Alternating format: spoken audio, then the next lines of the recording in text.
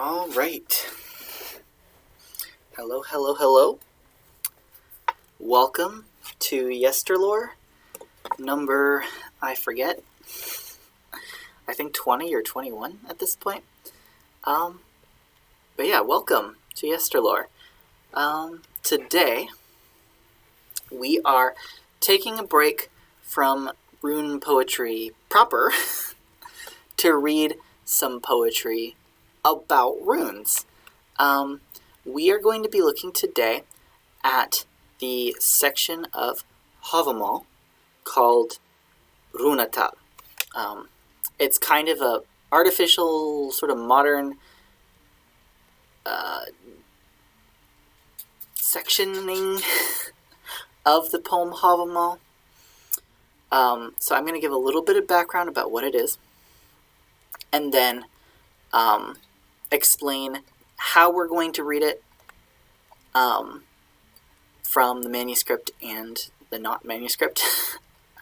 I'll be showing multiple versions of ways that we can look at this text. I'll get to it. I was going to start explaining, but I'm going to start just by talking about what this is. So we're going to be reading rúnatal, and rúnatal is a section sort of closer to the end of hávamál. Hávamál is an Old Norse poem that is part of what we typically call the poetic Edda. So there are poems that have largely what's considered heathen content that was preserved into Old Icelandic after the conversion to Christianity, the poetic Edda. And the copy that we're looking at right now is from what's called the Konungsbók, or Codex Regius, more typically in English, which means the King's Codex, because of who owned it for a while.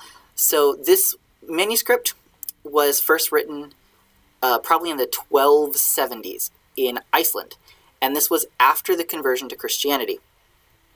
So they're writing down probably oral poems from a few centuries earlier in the 1270s in Iceland. And this codex that contains pretty much all of the poetic Edda, I think there's like 45 pages missing from it, but there are some other copies of parts of the poetic Edda we can compare it to. It was eventually lost until the 1640s, I think, if I'm not mistaken. 1600s for sure, early 1600s, and was sent to King Frederick III of Denmark. And that is when it got its name, the Codex of the King, because the King of Denmark just kind of kept this book for a while. It wasn't returned to Iceland until the 1980s, and it is now in a Icelandic Institute of like old literature and stuff. I can't remember the name. Arni Magnusson, I think, Institute.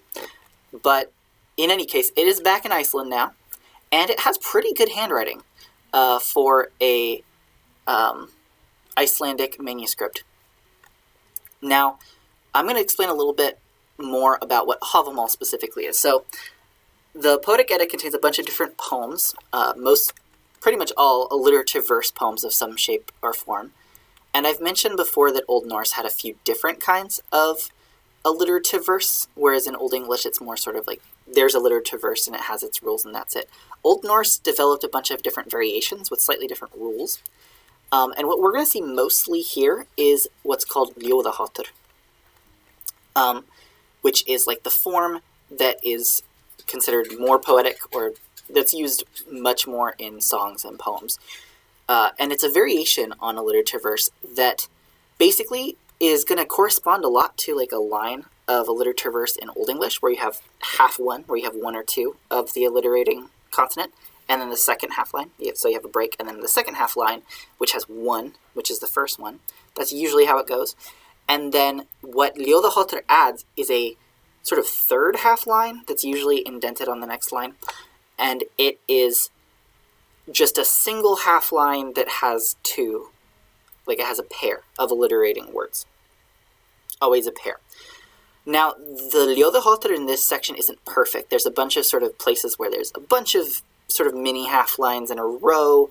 There's some imperfect alliteration in places. But the part of hávamál that we're reading is talking about how the god Odin first came upon the runes, which is why we've chosen this piece to read. Hávamál in general is stuff that's attributed to Odin. So the god is speaking wisdom and advice and that kind of thing throughout the poem. And suddenly in this section he starts talking about how he found the runes, and that's why this section of the poem is called hávamál. Is called rúnatal, and that is from stanzas 138 to 142 in hávamál. So it's like the later part of hávamál. The stanzas are sort of a modern thing, like we've decided where the stanza breaks are and stuff. There are numbers you might see in the manuscript, but they don't correspond to the stanza numbers that we give them now. So I'm going to zoom in and show you kind of what this looks like a little bit more clearly. So what we have here is the beginning of our section, and this begins with, it's kind of hard to see, but this is either a capital U, or it's a different letter, which is a derivative from the letter win in Old English that we've seen a bunch, which is like the one that looks kind of like a P, but it makes the W sound, and that's what this does. Either way, if it's a U, like a capital U, or a capital, I'm forgetting the name of it in Old Norse, you'll notice this is actually flipped, reversed from what it looks like in the manuscript, just because that's how the font does it.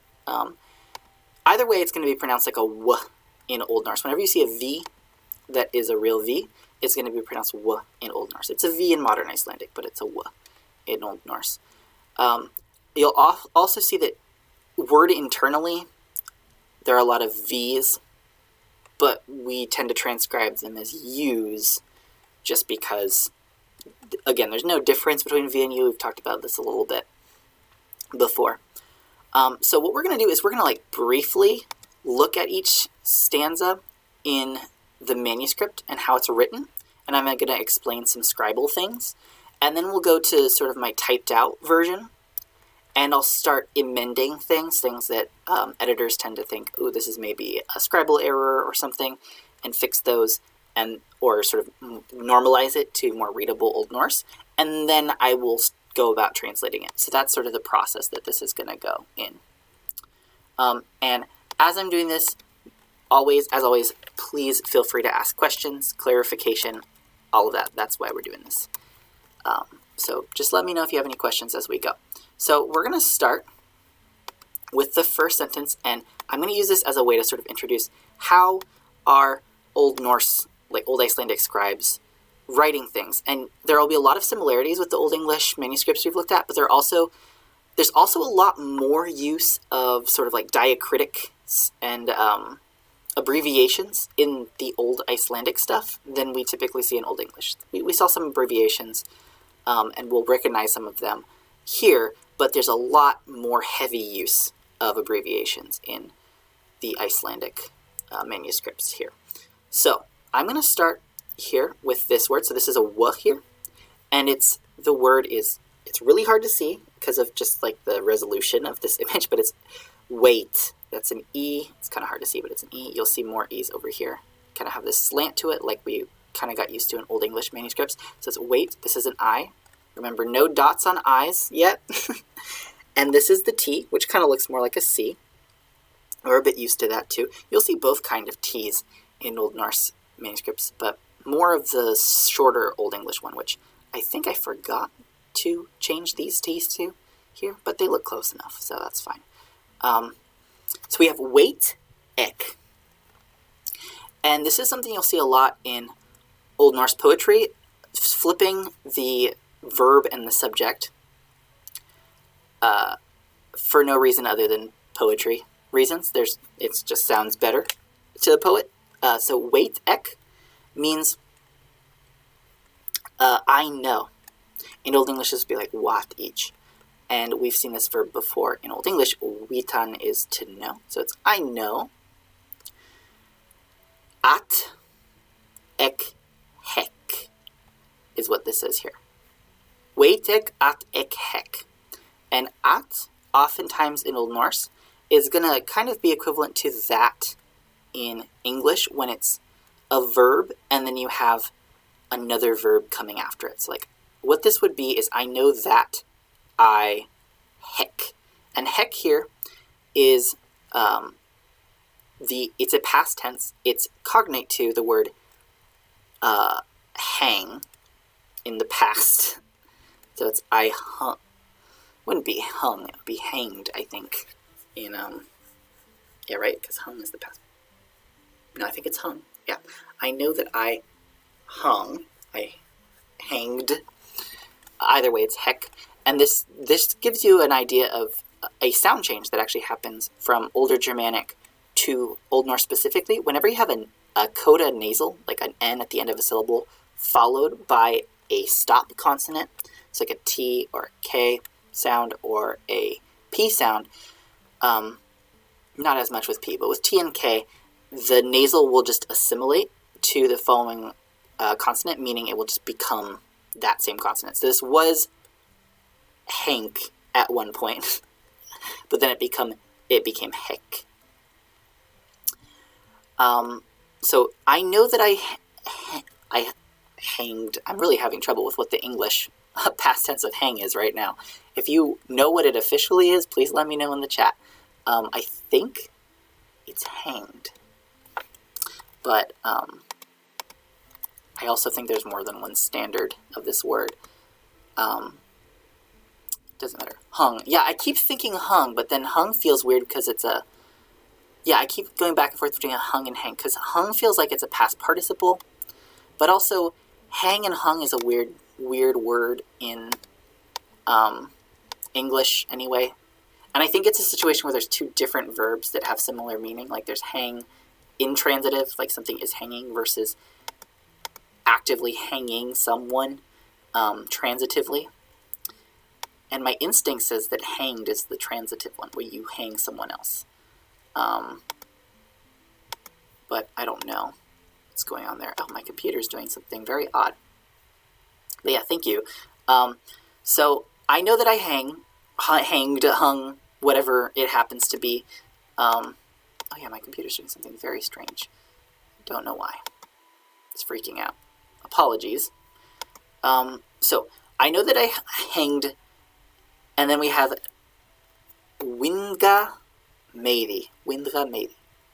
Okay, someone in the chat says, off Wiktionary, hung is the past simple and past participle, while hanged is the legal one. Not sure how accurate that is. Yeah, I think hanged is legal because it's a weak verb, hence the ed ending, and weak verbs tend to be like transitive derivations or causative derivations from the strong verbs. So I think etymologically that's what happened. I think, yeah, so hung is the past simple and past participle. I think originally it was the past participle, and then what happened is hang and hang merged, because I think the verb is, I'm trying to remember what the verb is in Old English. Hang, I think it's hangian, and then the past is hang. I think it's one of the class 7 strongs where there's reduplication in the Proto-Germanic. Okay, we're getting super off track. I will look this up later and put a dissertation on this verb. I'll just put a little note on this verb in the or actually, if you are on Wiktionary, can you go to the Old English etymology for me, chat? That would be awesome. No pressure, though. If you can't, don't worry about it, but that would be cool. Just so I can know what the Old English verb is, and what the past conjugated and past participles are, because I'm not remembering what it is in Old English anymore. Oh, dissertation. Wiktionary says, formally, at least until the 16th century, the past tense of the transitive use of hang was hanged. This form is retained in the legal sense. Okay. With hung used for all other meanings, hung is sometimes used in the legal sense, but is prescribed. Rarely, hanged is used for non-legal. Okay. So it's hung in this for this verb. It says it's a confusion of hon. Yeah. Hon and hangian. I figured it was some kind of confusion. Hon is the one that I think reduplicates to hang in the past. Is the past hang? The past first person and third person. H-E-N-G with like a macron over the E, I think. Because that's cognate to hick here. And then hangian, the past would be hangode, hence hanged. Yeah, hangode. That's the past of hangian. What's the past tense of hon? Is it hang? I'm gonna posit that it's hang with a long E from a older reduplication.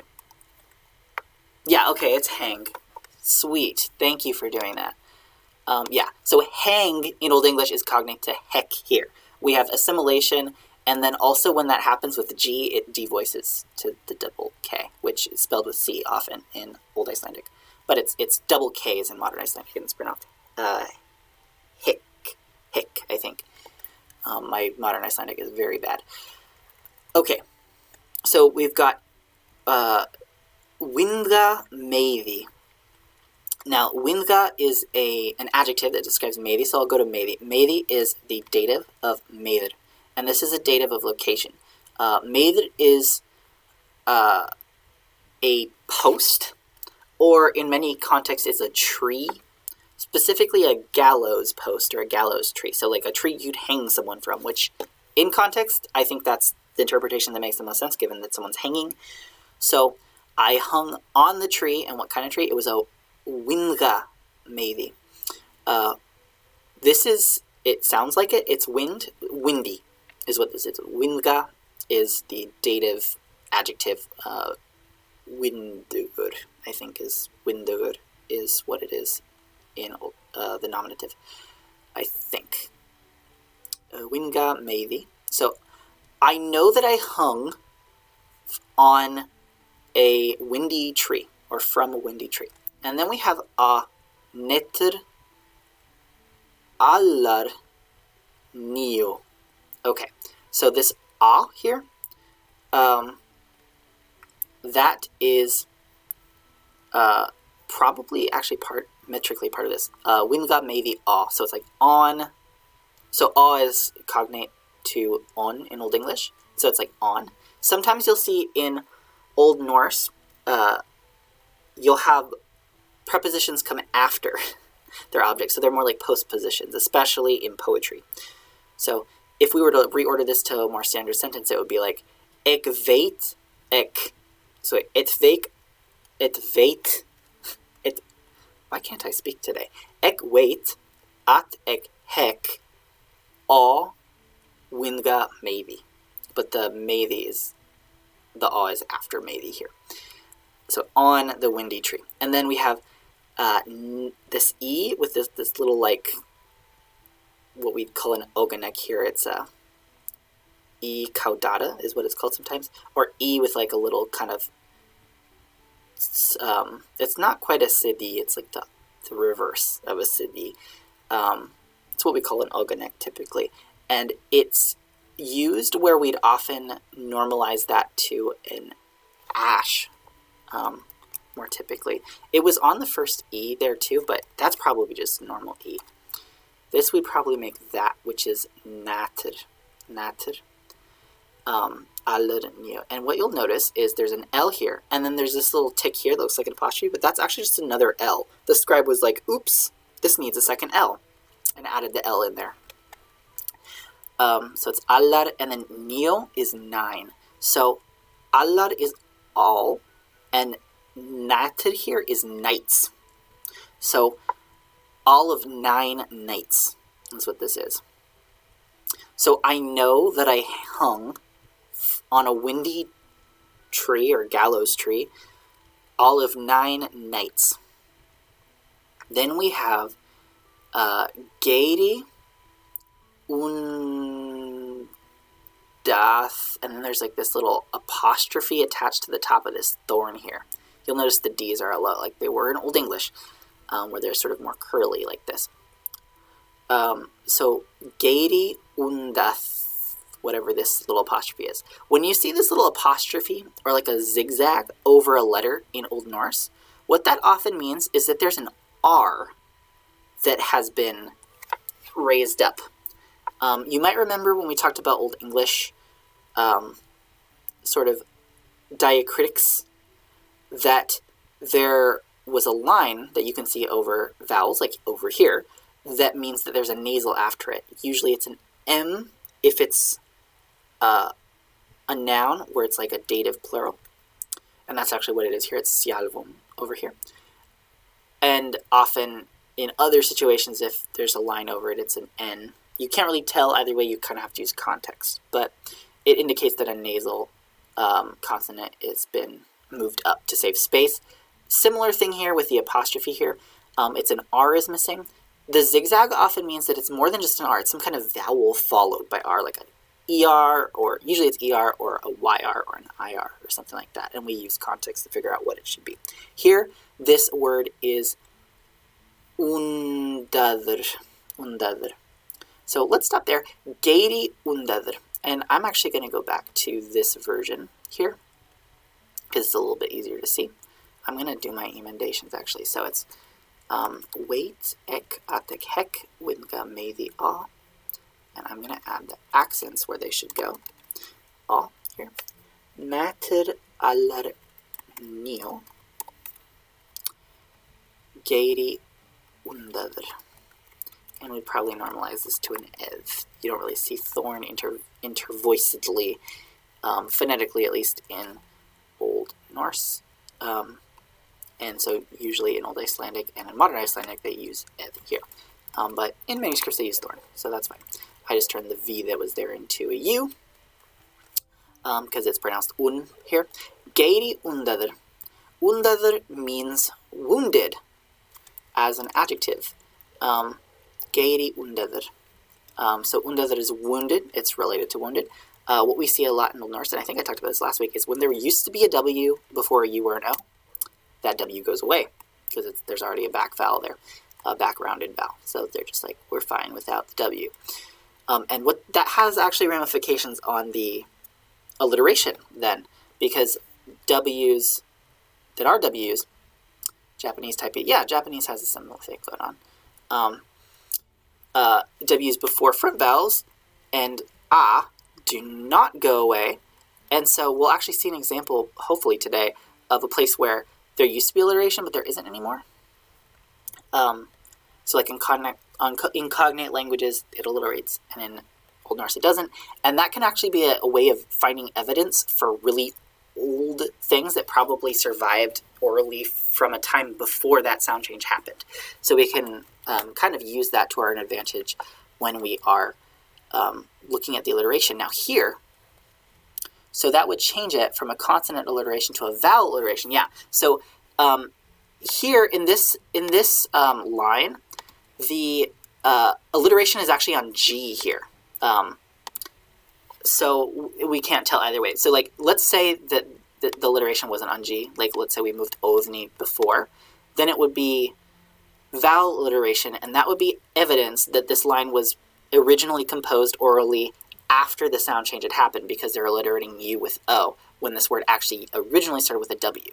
But if we saw this word alliterating with a word that starts with a V, like actual V, not V that is U, like a W sound, then that would be evidence that it predates the sound change. Now, we don't see a ton of those, but we'll see an example where something similar to that has happened, and I'll explain it when we get there, hopefully. So, I'm going to go a little bit faster. I'm not going to keep looking at the manuscript. I just kind of wanted to show you what it looked like. This is kind of what you're dealing with if you're reading from the manuscript here. Another thing I did want to point out before I switch to looking at the just the typed out version is you'll see sometimes a small capital, especially N, that's the most common, and that's a way to shorthand that's actually a double N. So it occasionally happens with other letters too, like capital, small capital G, you'll see sometimes. So if you see a small cap, that's usually an indication that it's phonetically two of that letter. So this is a ren with two N's. And that's how I ended up transcribing it here. So I'm just going to go ahead and keep, oh yeah, and Gevin here too. Gevin with two N's, but they used a small capital N to indicate that. So I'm going to go forward with just amending the stuff that needs to be amended. So that's ovni, that's made, maybe. Actually, I'll leave the thorns, that's fine. It doesn't make a meaningful difference because they don't occur. Mangi is probably supposed to be double N. Wait is fine. Huersan of rotom. They actually wrote the accent in the manuscript there. Okay, so where were we? So undadar is wounded, and geiri, this is the word geir in the dative. You'll see a lot of the nouns that end with I are often dative masculines. This was usually E in Old English, but it's usually, so it's like an E, but it's an I in Old Norse, so E. And geir is cognate to God in Old English, which is where we get the word gore from, and gory. And God in Old English means spear, and geir means spear in Old Norse.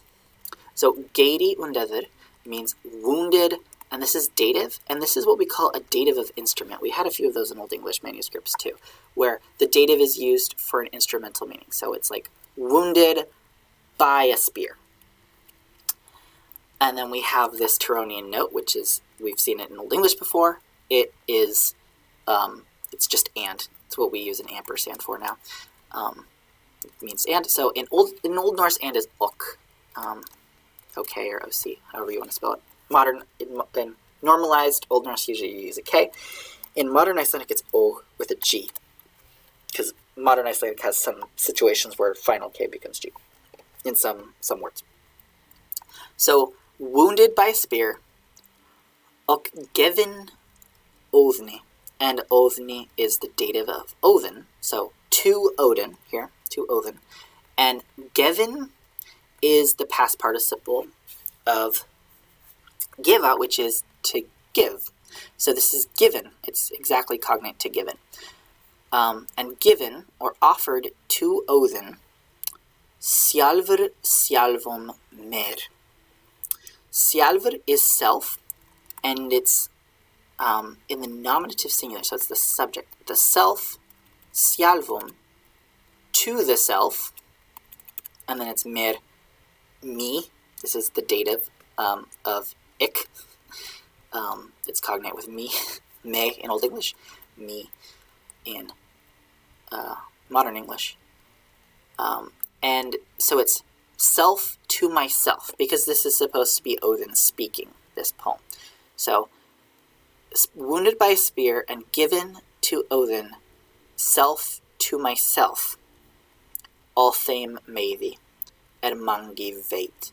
So, on that, so thame is that, it's cognate with tham that we saw a bunch in Old English. On that, that's tree again, tree, ed, and ed is often a sort of subordinate clause indicator, like which or that. So on that tree, that or which, mangi veit. So man is, we talked about this last time, I think we had madr before, and madr means man. But in a lot of other cases, it has n's in it. And this is cognate with man, double N in Old English, which means person. And adding gi to a lot of sort of these kinds of generic nouns or pronouns makes them negative. So this means no one, mangi, no one. And then wait again, no one knows.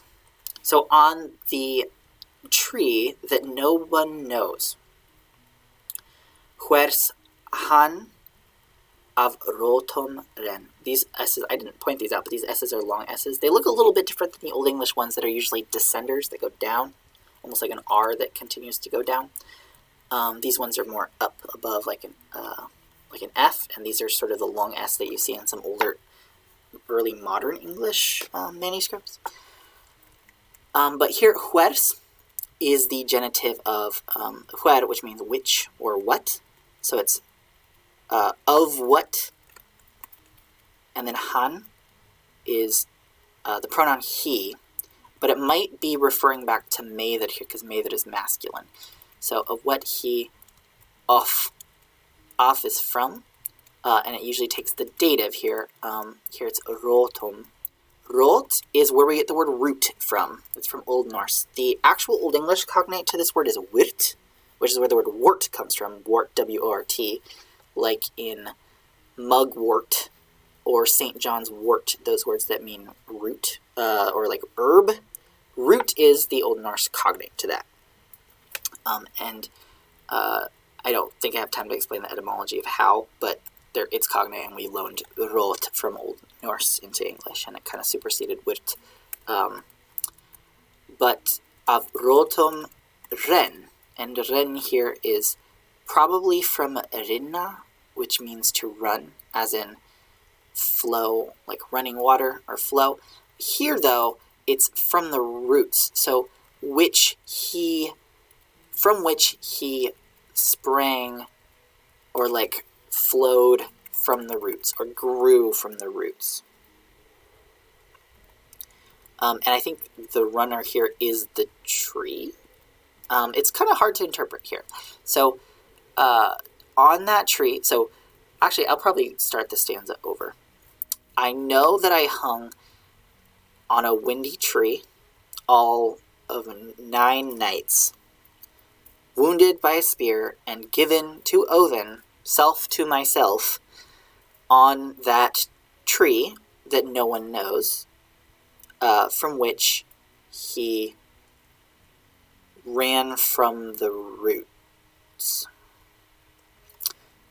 It's I've seen a lot of different interpretations, like how to deal with who's running from roots and what does run mean. Often I see it translated to grow or spring or rise here. But it's kind of up to interpretation. And I'm going to let you interpret that. I'm going to go a little bit faster from here on out. So in the next stanza, we've got with hlevi mixeldo, ne, I'm just going to amend as I go, ne with hornigi, nysta ek niður, nam ek upp. Whoa, whoops. I went way too far down. Oop. Runar. This should have 2 P's. Oop. Runar. Pandi nam fel ek after thalan. This is probably thalan. Thatan, thalan, they're the same in Old Norse. So what does this mean? What could this mean? So there's actually a big issue with this stanza. There's a lot of questions about it. And it's mostly to do with how to interpret this word here. So I'll talk about what's around it. So with is just with in Old English as well. And in Old English, it usually means against, as in you fight with someone, as in against them. In Old Norse, it could also have more of an instrumental meaning, like by means of something. Usually that's mid, and in Old English it's usually mid. But it does happen in Old Norse where it's with instead. So with hlevi, and hlevi again it's an instrumental dative. It's a hlever is the I think it's, well, I'm second guessing myself if this is a masculine or neuter real quick. I think it's masculine. Why am I all of a sudden doubting myself?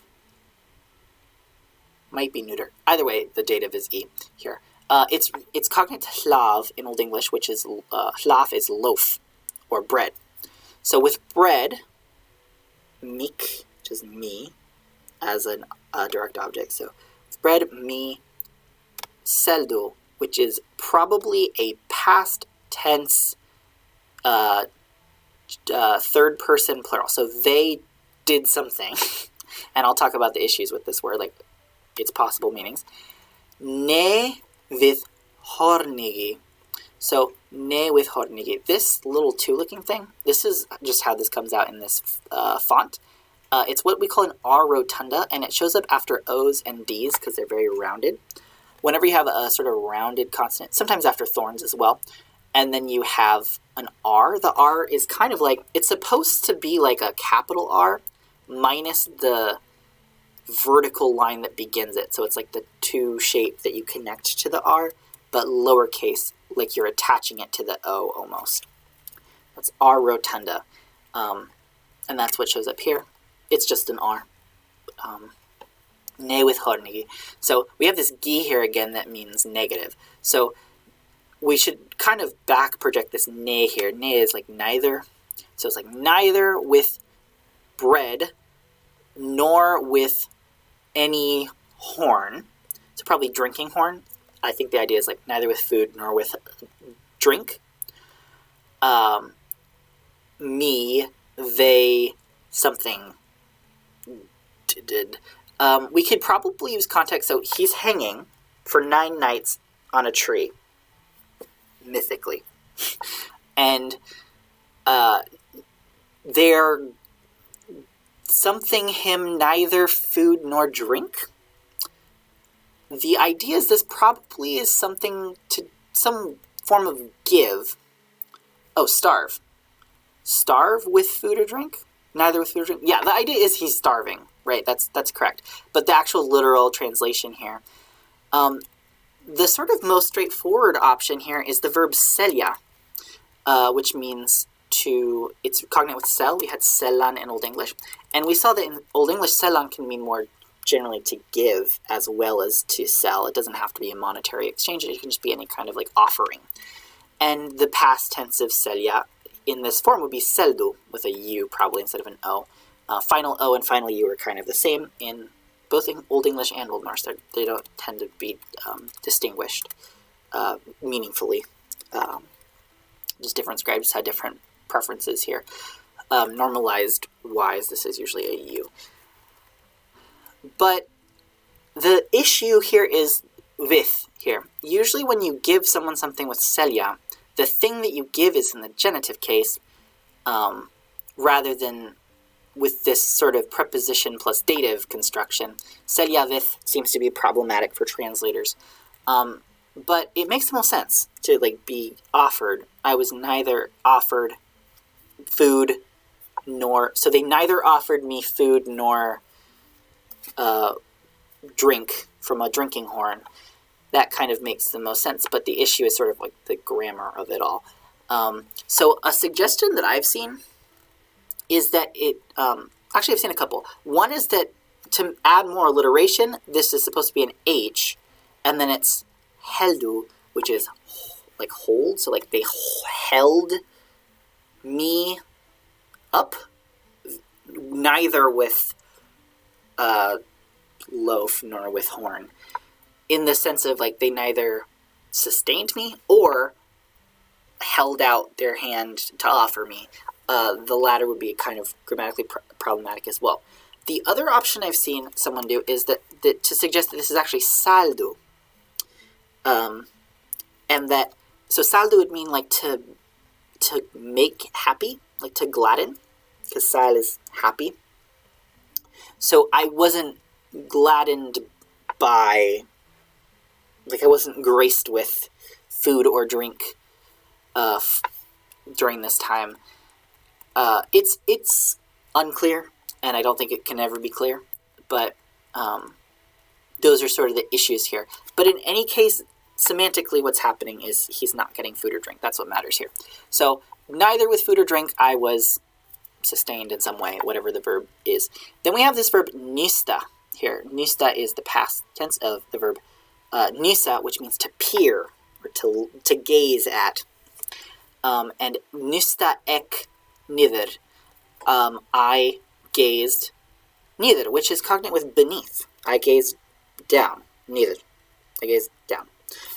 And then we have nam ek up runar. And up, yes, is cognate with up. So we kind of like, I gazed down. And then nam is the past form of nima. In Old English, it's the past tense of niman, which means the same thing. It means to take. So nam, I took. Nam ek. Up, I took up. Runar, I took up the runes. I took up runes. Now, this took up is also a point of contention. Some people want to take it literally as like he picked up runes. But nema up seems to possibly be translatable in an idiomatic sense that's kind of similar to English, where we can say you take up something as in you learn it. Like you're taking up a new skill. That seems to have been a possible meaning in Old Norse too. So either it means he physically picked up runes or he learned runes. It's a little bit unclear. I lean towards physical in this sort of mythological context, especially because in the next line we have öpandi nam. Öpa means to wail, to cry out. It is from Wolpiana. This is an example where the W has gone away. And it means, so it's like screaming or crying out. It's it's actually wepan is the cognate in English, Old English, which is where we get the word weep from. But there's also wopan, which means to cry out in Old English. Whoop, W-O-O-P. It's a really old word for, like, lament. It's not really common anymore. But öpandi here is crying out. This andi here is cognate to ende in Old English, which is the present participle. So it's an adjective describing one who does the verb. So crying out, I took, nam. And then we have fel ek after thadan. So I fell. Fel is just fell. If it's past tense of falla. And then after is sort of, it does mean after, but it has more of a sense of like following on from. And then thadan is thence, from that place, from there. Falling down from there, basically, is what this is saying. So I was hanging for 9 days. I didn't get any food or drink. I looked down. I took up the runes. Like, wailing out in pain, I took them up. And then I came down from there, is what this is saying.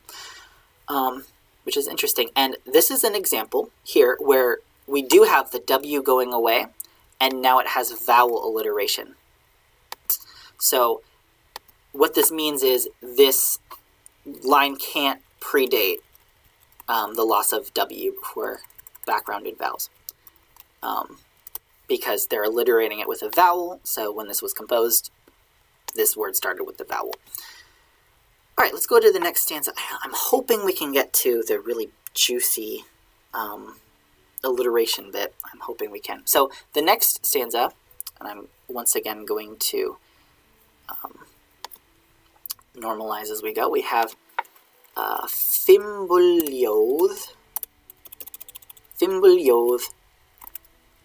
neo nam ek af enum fregja sunni. This should probably be fregja. This should probably be enum sunni. Balthorn. I think this should be Balthors, not Balthor. What does the manuscript say?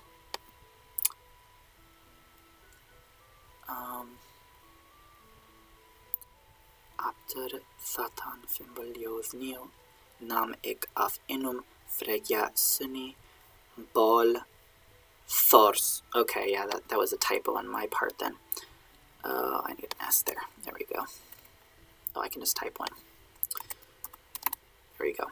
Balthors, I was going to say it's not Balthorn, it's Balthors. Balthors beslo fader, and this should probably be father. Easy mistake. Och ek dryck, probably with 2 C's. Of, come on. Of gat, ins, this is probably ins again.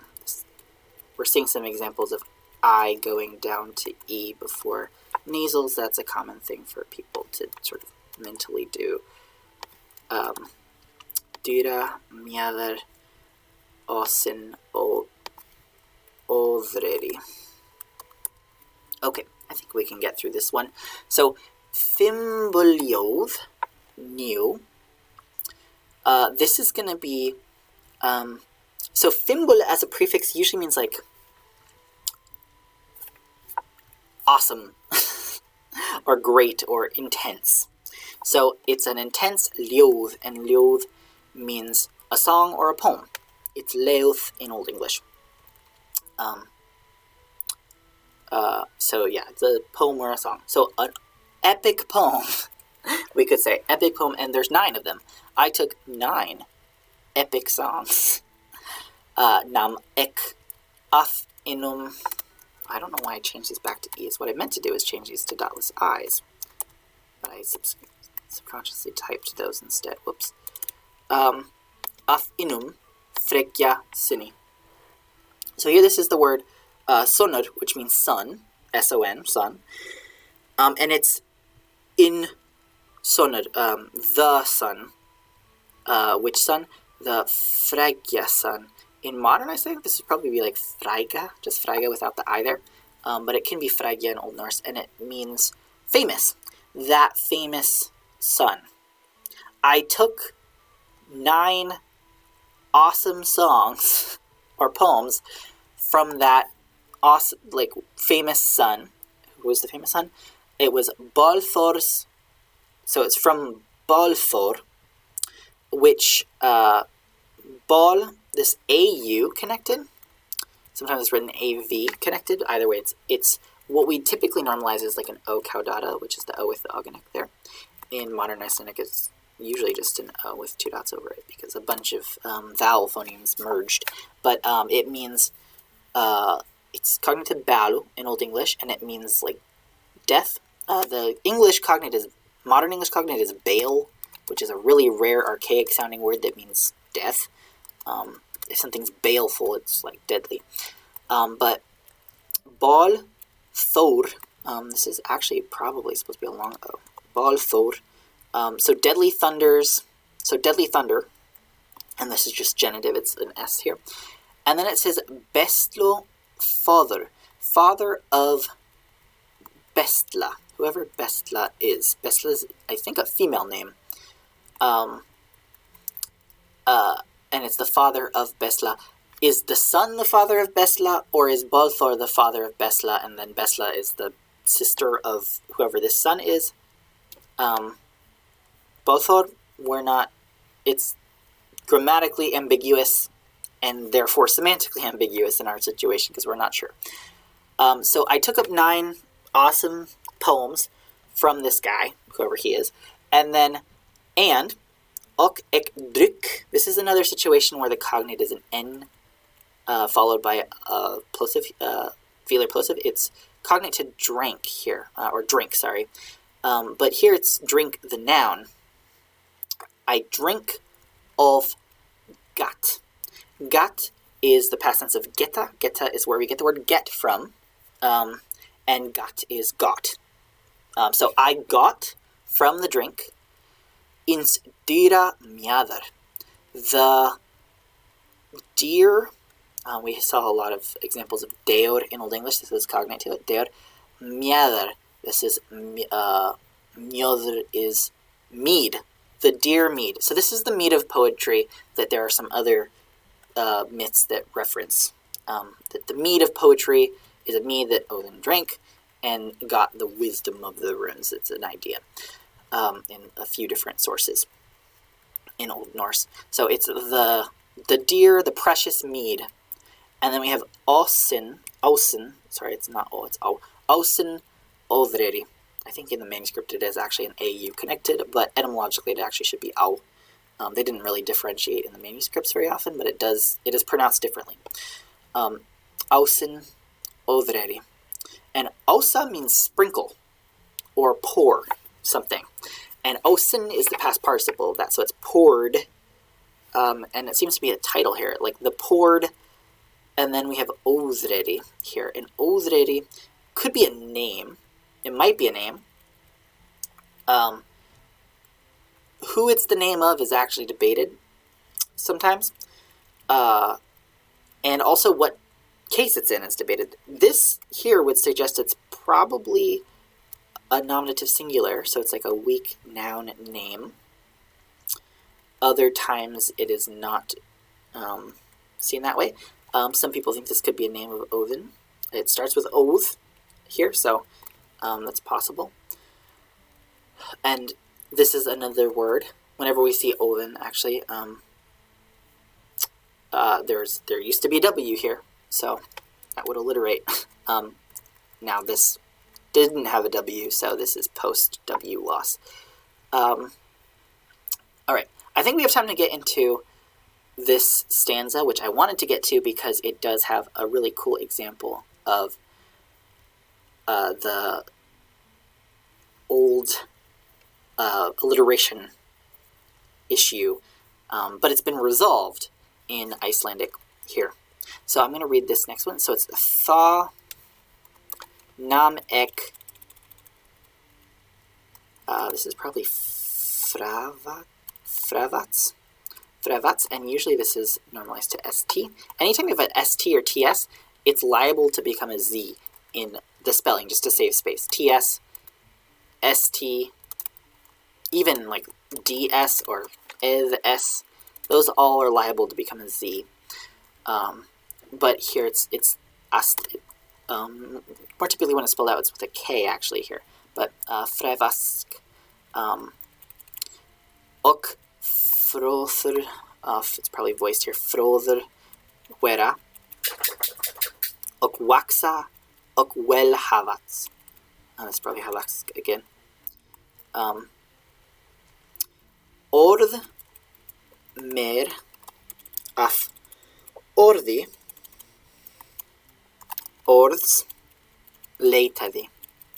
Werk mer af werki, werks leitaði.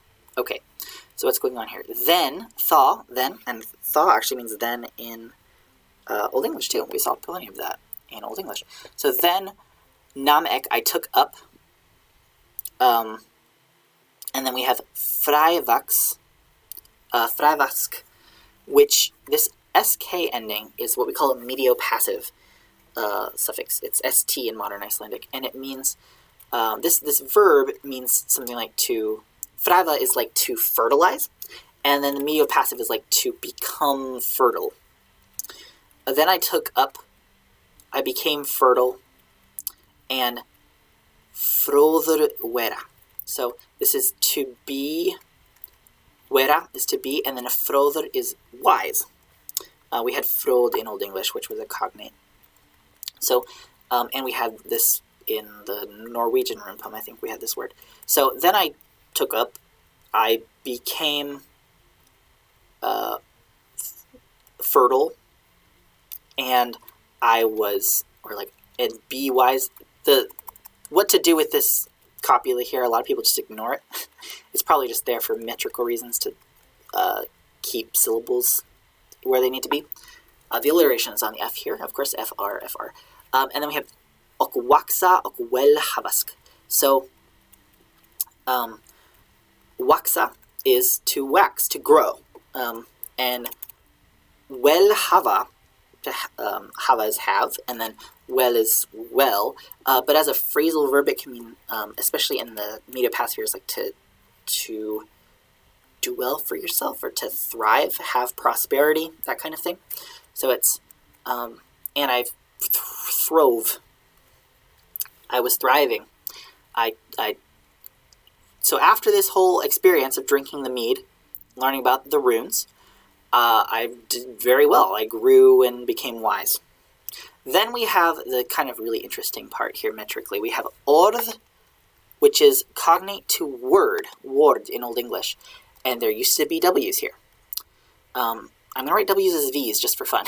Orð mer af orði, orði, words leitaði. So the verb here is leitaði. Leita is to search for or to seek, and it's cognate to latian in Old English, which means to gaze at. It's related to leta, which means face in Old English, but it's leita, to search in Old Icelandic, and I think modern Icelandic too. I think it can even mean try, I think, in Icelandic. So this is I sought, or I searched. So we have I searched words to me from words of words is like, if we were to like parse this, it's word and probably the accusative because the verb is leitade, and then to me, or it could be that it's a singular word as a subject and that it searched. So word searched for me from a word of a word. Now this is usually translated something like word, like I sought words one word to another, or something like that, where it's like an iterative process, which is why we have the genitive and dative sort of stacked here, from words of words.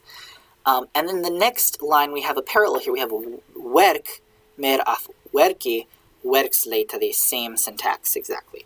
So work to me from work, works I sought or it sought. And work here as a noun usually means like a deed, a work that you do. The many works of someone are their many deeds. So words and deeds. Now there is in the Germanic languages that kept the W here, like in Old English and Old Saxon, where we have other alliterative verse, there is a formula that exists, which is with the word word and the word werk in Old English, or word and werk in Old Saxon, where it's usually in the dative. It's usually like med wordum and werkum, like with words and works, or med werkum and werdum, with works and words, with deeds and words. It's a sort of formula in poetry that it shows up in a bunch of, like there are tons of examples. Some of them in Old English and Old Saxon replace the word werk with, it's dadi in Old Saxon and dad in Old English, which is where we get the word deed from. Work and deed kind of synonymous in that case. And when they didn't need the alliteration of the W's, they would swap out work for deed, but they would keep word, so that it would still have its same meaning. Now, of course, in Old Norse, that doesn't work anymore because word loses the W, so it can't alliterate. So what happens is we're using the formula where we sort of juxtapose words and deeds, but you can't alliterate them with each other now. So the poet here, when composing this, alliterated them with himself, which is really interesting. There are a couple other instances in Old Norse poetry, Old Icelandic specifically, in